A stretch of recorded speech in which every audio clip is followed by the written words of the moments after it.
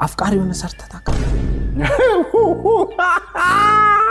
እኔ አሁን ገና ተቃጠልኩ። የበላሁት ሳይሆን ጥያቄውን ያቃጠለኝ። ይሄን ፊት ብዙ ጊዜ አፍቃሪ ቴዲን ጠይቀውስ። ይሄን ፊት አፍቃሪ የራስን መልስ እንዴ? እሺ ቴዲ መልስልህ። አይ ካራክተሩን እስከዛሬ አልሰጡትም እንጂ ቆይ ሰው በህይወቱ ግን ማለት ያፈቅራል አይደል? አፍቃሪ ነው የሆነው ለመስራት የግር ውበት ቁንጅና ምንዋ የለበትም። ማንኛውም ሰው የፍቅር በቃ ማፍቀር ይችላል። አይ ድሮ ደራሲዎቻችን ያጠፉት ጥፋት ነው። ነው እኔ ፊት ብዙ ጊዜ አጋጣሚ አፍቃሪ ነው በህይወቱ ኖርማል። የድሮ ደራሲዎቻችን ፍቅሩ ታፈቅራለህ? እንዲህ በጣም ያፈቅራል ሰው በጣም አፍቃሪ ነው።